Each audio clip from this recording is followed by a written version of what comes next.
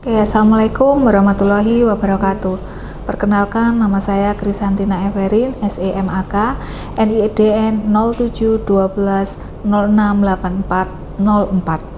Dosen tetap Prodi Akuntansi Sektor Publik, Fakultas Ekonomi dan Bisnis Universitas Kediri. Video ini merupakan pernyataan diri saya untuk unjuk kerja Tridharma Perguruan Tinggi, khususnya dalam bidang pengajaran. Dalam kesempatan ini, saya akan menjelaskan salah satu mata kuliah yang saya ampu, yaitu Akuntansi Keuangan Daerah, di mana mata kuliah ini merupakan mata kuliah wajib dan mata kuliah prasyarat untuk mengambil mata kuliah selanjutnya. Mata kuliah ini memiliki bobot SKS sebesar 3 SKS. Capaian pembelajaran lulusan dalam mata kuliah ini adalah CPL 5, yaitu mampu menguasai konsep teoritis komprehensif metode dan teknik analisis dalam organisasi publik. Kedua, CPL 7 mampu menguasai konsep teoritis dan praktis secara komprehensif metode dan teknis analisis dalam akuntansi sektor publik dan akuntansi pemerintah daerah. Capaian pembelajaran mata kuliah dalam mata kuliah ini adalah 1. CPMK 1 mampu menjelaskan konsep dasar regulasi dan kerangka kerja akuntansi keuangan daerah termasuk standar akuntansi pemerintahan berbasis akrual dengan komprehensif.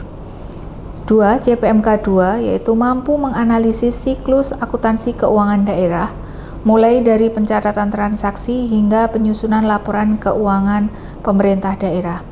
3. CPMK 3 mampu identifikasi dan mencatat transaksi keuangan daerah termasuk pendapatan, belanja, pembiayaan, aset, kewajiban, dan ekuitas sesuai dengan sistem akuntansi yang berlaku. 4. CPMK 4 mampu menyusun jurnal, buku besar, neraca saldo, dan jurnal penyesuaian untuk entitas akuntansi dan entitas pelaporan pemerintah daerah. Pada mata kuliah ini, mahasiswa akan mempelajari beberapa materi diantaranya 1. Manajemen keuangan daerah di era reformasi, pasca reformasi, dan reformasi lanjutan. 2. Akuntansi keuangan daerah sebagai dari manajemen keuangan daerah. Ketiga, akuntansi keuangan daerah. Keempat, akuntansi transaksi dalam laporan keuangan daerah. Kelima, akuntansi untuk BUMD. Keenam, basic cash modifikasi dengan jurnal korolari. Metode pembelajaran yang saya terapkan yaitu student center learning, problem learning, dan tugas mandiri. Saya menyusun RPS dan membuat RPP yang disampaikan kepada mahasiswa setiap awal pertemuan pembelajaran, serta membuat kontrak perkuliahan yang disepakati oleh mahasiswa. Sebagai sarana pembelajaran, saya membuat bahan ajar berupa slide PowerPoint untuk memudahkan dalam proses pembelajaran. Penilaian yang saya lakukan menggunakan 5 aspek, yaitu partisipasi mahasiswa atau tugas mandiri sebesar 20%, keaktifan mahasiswa sebesar 10%, kehadiran sebesar 10%, UTS 30%, dan UAS 30%. Berikut video pembelajaran akuntansi keuangan daerah pada pertemuan kelima. Oke, kita mulai perkuliahan hari ini. Sebelumnya, Assalamualaikum warahmatullahi wabarakatuh. Apa kabar kalian semua?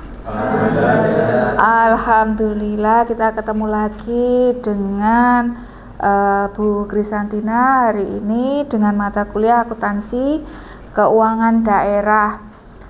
Sebelum mulai perkuliahan, silakan berdoa sesuai dengan agama kalian masing-masing. Berdoa dimulai.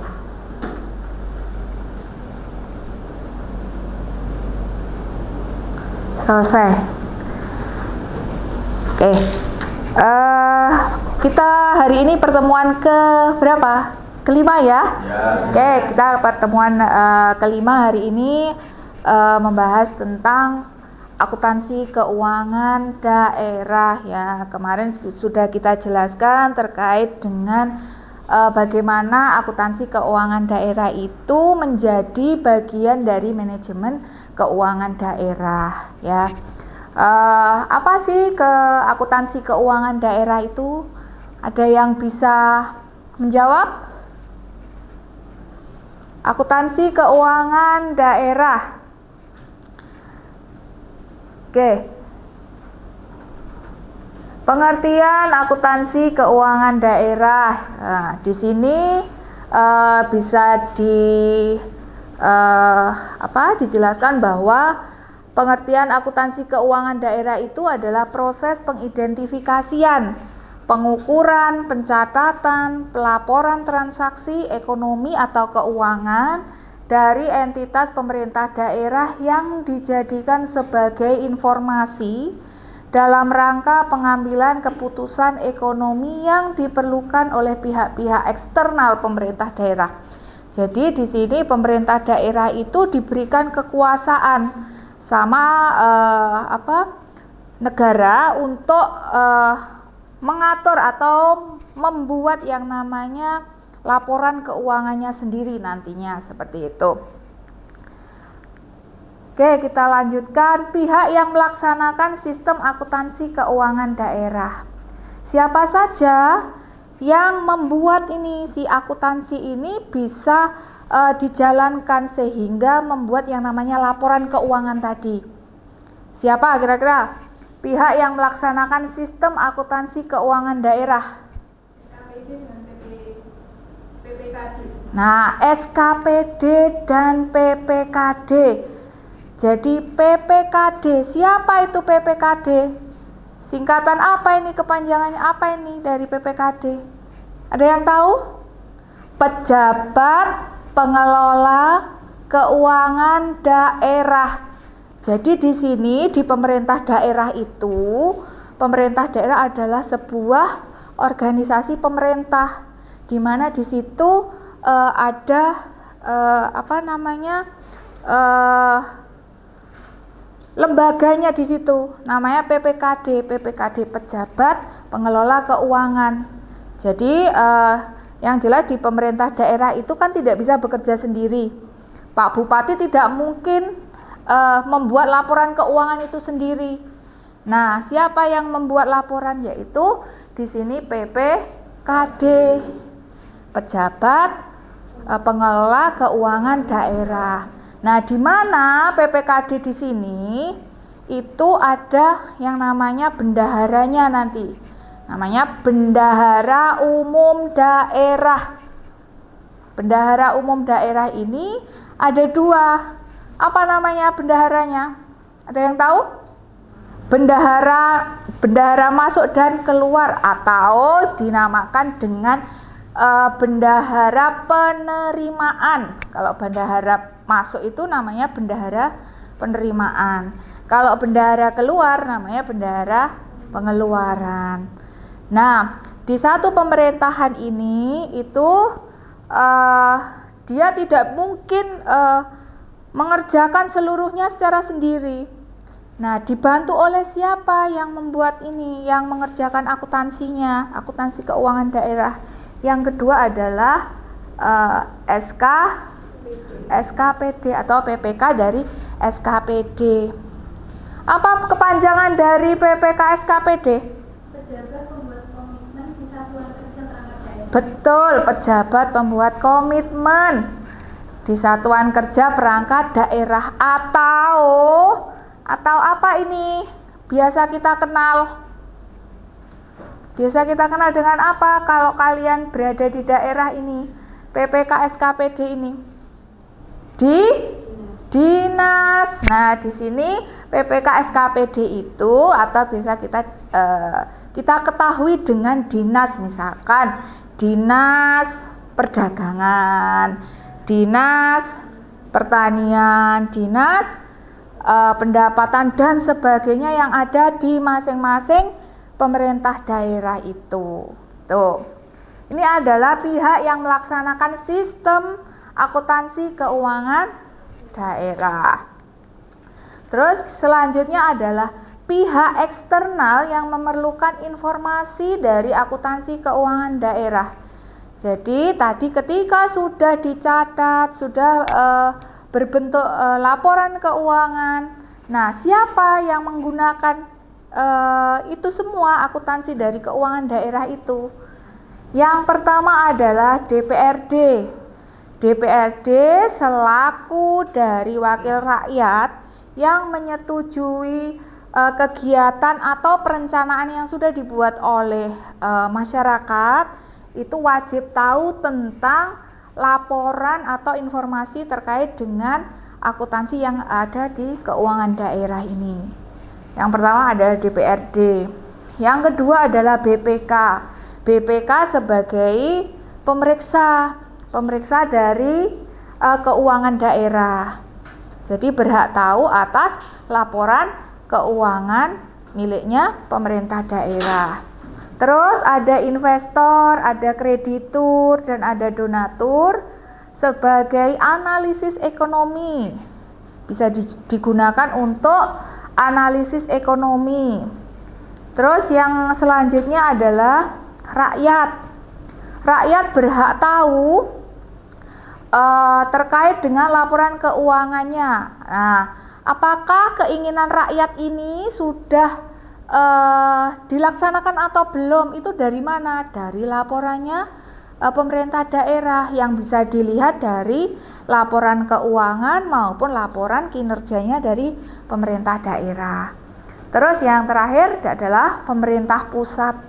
Jadi karena ini adalah akuntansi keuangan daerah, maka pemerintah pusat berhak tahu terkait dengan keuangan yang sudah digelontorkan kepada daerah. Berupa apa pemerintah pusat memberikan bantuannya? Berupa ada alokasi dana umum dan ada alokasi dana khusus. Nah, seperti itu. Itu adalah pihak eksternal yang memerlukan informasi terkait dengan akuntansi keuangan daerah. Dan ada pemerintah daerah lain yang kemungkinan menjadi partner dari pemerintah daerah itu sendiri gitu. Selanjutnya adalah ruang lingkup keuangan daerah. Ruang lingkupnya apa saja di sini? Ada hak daerah untuk memungut pajak dan retribusi serta melakukan peminjaman. Jadi di sini pemerintah daerah itu berhak menarik pajak dan retribusi, khususnya kalau keuangan daerah berarti pajak daerah. Apa saja pajak daerah itu? Ada yang tahu? Apa? Pajak tanah. Pajak tanah atau pajak rumah atau biasa disebut dengan BPHTB. Terus ada lagi PBB, itu juga masih masuk ke dalam pajak tanah dan rumah. Terus apa lagi? Kalian menggunakan motor? Iya. Nah, berarti ada pajaknya tidak? Ada. Namanya apa? Pajak kendaraan bermotor atau PKB. Nah, ini adalah termasuk dalam pajak daerah serta retribusi. Kalau retribusi misalkan di wilayah daerah, suatu daerah memiliki tempat wisata. Nah, di situ dikenakan retribusi masuk ke wilayah tempat wisata tersebut. Terus ada kewajiban daerah untuk menyelenggarakan urusan pemerintah daerah dan membayar tagihan. Jadi daerah itu memiliki kewajiban untuk membayarkan apa tagihannya, misalkan untuk membayarkan karena di daerah itu ada pegawai yang membantu untuk pengelolaan di dalam daerah tersebut. Jadi harus membayar yang namanya gaji pegawai negerinya, itu diambilkan dari sini kewajiban daerahnya. Terus ada penerimaan daerah dan ada pengeluaran daerah. Nah, penerimaan daerah bisa berasal dari mana saja? pajak, satu. Terus retribusi. Terus apa lagi? Yang dapat dari pusat? Dana APBN. Bisa berupa dana alokasi umum, dana alokasi khusus, dan dana perimbangan. Nah, itu adalah penerimaan daerah. Terus pengeluaran daerah. Pengeluaran daerah digunakan untuk apa saja? Pembangunan, gaji PNS. Nah, itu bisa disebut dengan belanja langsung. Nah, terus dan pengeluaran-pengeluaran lainnya. Itu adalah pengeluaran daerah. Terus kekayaan daerah yang dikelola sendiri. Jadi kekayaan daerah yang dikelola sendiri itu misalkan daerah punya tempat wisata tadi, itu dikelola sendiri, itu ada retribusinya. Jadi nanti masuk lagi ke dalam penerimaan daerah. Nah, itu kekayaan daerah yang dikelola sendiri. Terus ada lagi kekayaan pihak lain yang dikuasai oleh pemerintah daerah. Misalkan pemerintah daerah itu membeli atau menyewa lahan di pemerintah daerah lain. Nah, itu kan mendapatkan hasil nantinya. Nah, itu nanti masuk ke dalam pemerintah kita. Nah, seperti itu. Oke, kita langsung ke azas umum keuangan daerah. Jadi ada beberapa azas umum yang harus ditaati di dalam pengelolaan keuangan daerah. Yang pertama, taat perundang-undangan. Jelas itu sudah diatur di dalam undang-undang. Jadi akuntansi keuangan daerah itu di aturan undang-undangnya di tahun 2003. Jadi undang-undang nomor 17 tahun 2003. Dan di peraturan Presiden nomor 71 tahun 2010 terkait dengan standarnya untuk pengelolaan keuangan daerah.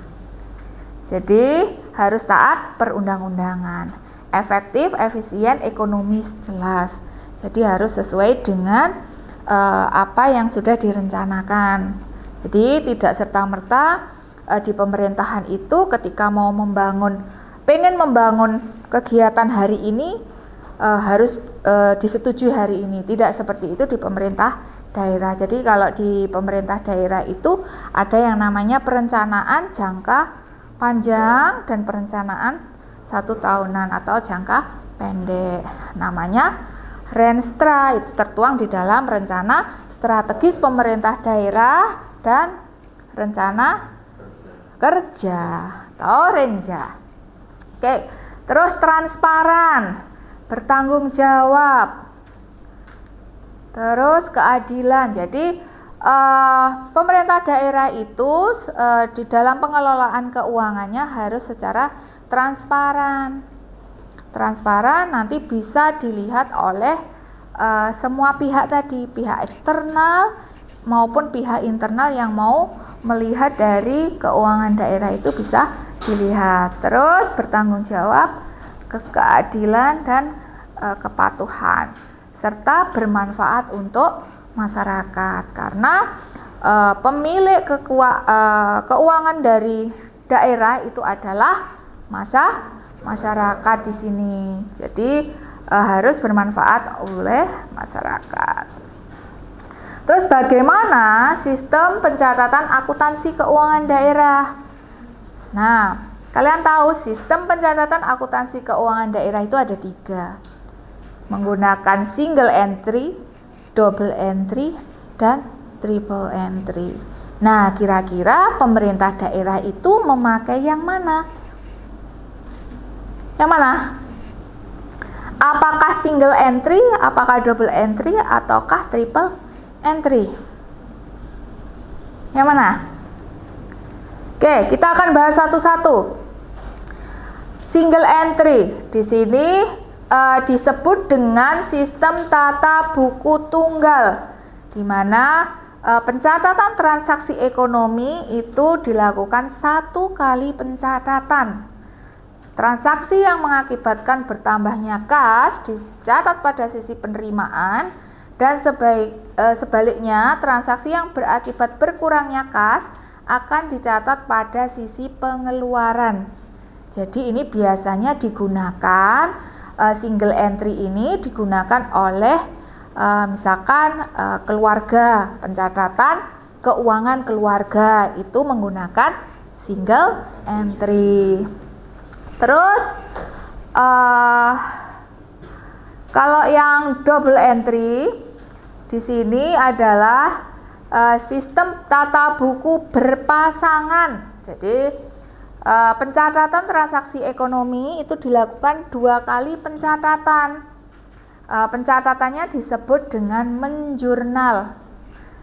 Dalam pencatatan terdapat sisi debit dan di sebelah kiri, sedangkan di sebelah kanan ada sisi kredit, dan setiap pencatatan harus menjaga keseimbangan persamaan dasar akuntansi. Jadi di sini persamaan dasar akuntansinya adalah ini. Aktiva ditambah belanja itu sama dengan utang ditambah ekuitas ditambah pendapatan. Ini baik di pemerintah daerah maupun di perusahaan, rumus ini itu sama. Bedanya di mana? Bedanya ada di sini. Kalau di perusahaan itu di sini adalah beban. Kalau di pemerintah adalah belanja. Oke, pendapatan juga sama, utang juga sama, ekuitas juga sama. Nah, kita akan bahas satu-satu di sini.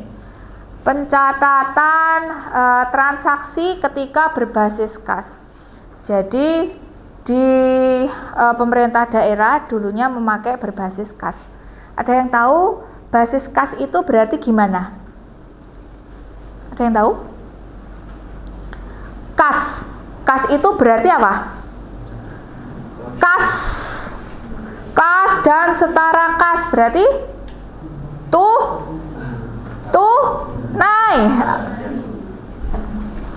tunai ya. Jadi kalau berbasis kas, jadi ketika mengeluarkan uang, kalian kalau beli beli barang itu memakai uang kas kan? Uang tunai.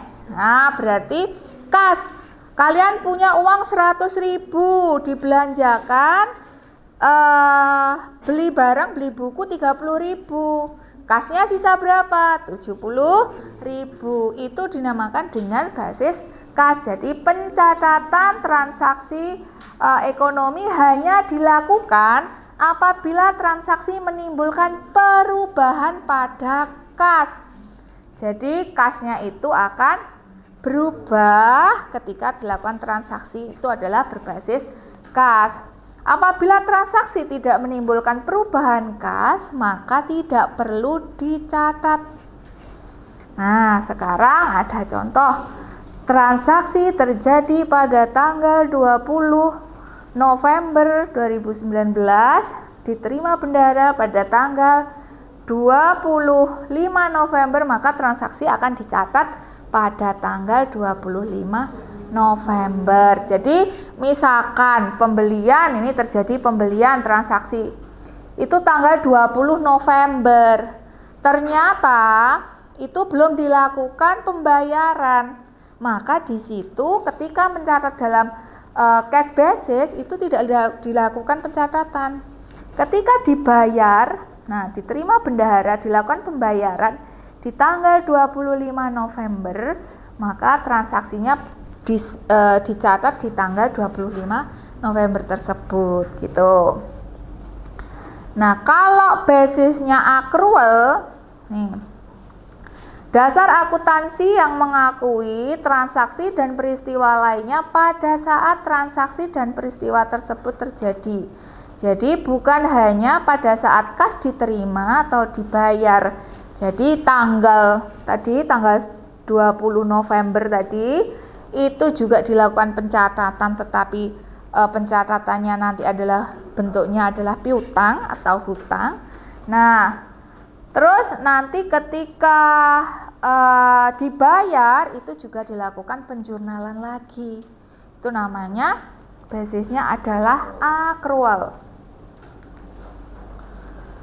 Nah, kalau kas modifikasian ini kombinasi dasar kas dengan dasar akrual. Transaksi penerimaan atau pengeluaran kas dicatat pada saat uang diterima atau dibayar, dan pada akhir periode dilakukan penyesuaian untuk mengakui transaksinya. Jadi ini hampir sama dengan metode akrual, tapi nanti akan ada kombinasi antara yang pengeluaran kasnya berapa, nanti pencatatannya akrualnya berapa. Nah, melakukan perjalanan dinas. Jadi pemerintah daerah melakukan perjalanan dinas, nilainya adalah 1 juta. Nah, bagaimana dicatat menggunakan cash basis dan accrual basis? Siapa yang bisa?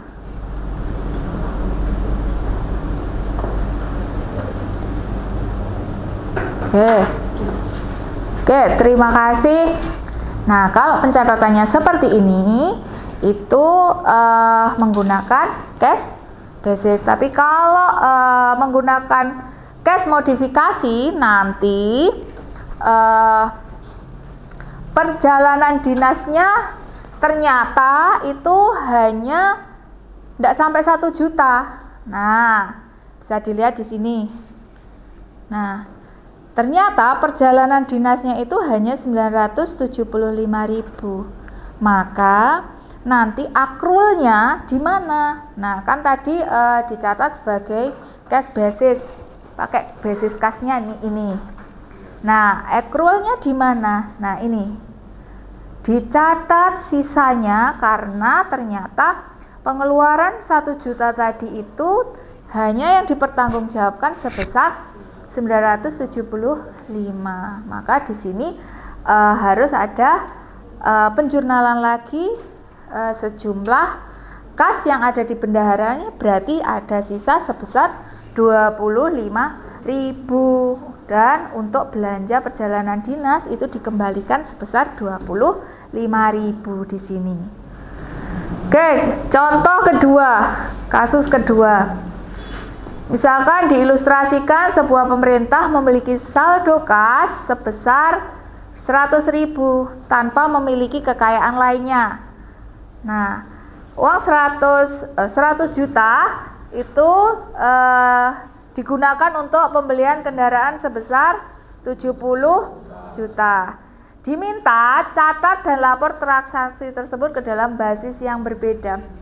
Siapa yang bisa? Oke, terima kasih. Ini ya, jurnalnya adalah ini ketika berbasis kas pembelian kendaraan 70 juta, kas pengeluarannya adalah 70 juta. Nah, kita bisa lihat di sini kalau berbasis kas itu pencatatannya itu adalah belanja kendaraan itu 70 juta, kasnya 70 juta.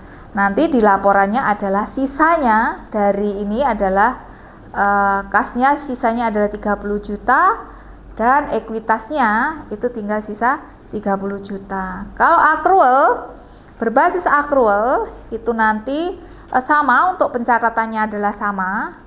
Terus untuk pelaporannya nanti yang berbeda. Di sini kasnya 30, sisanya 30 juta, kendaraannya sebagai aset itu sebesar 70 juta dan ekuitasnya sebesar 100 juta. Oke, sampai sini materi akuntansi keuangan daerah. Semoga bisa dipahami. Nanti akan Bu Kris kasih soal latihan untuk pertemuan selanjutnya. Oke, sampai sini ada kurangnya mohon maaf. Wabillahi taufiq wal hidayah. Wassalamualaikum warahmatullahi wabarakatuh.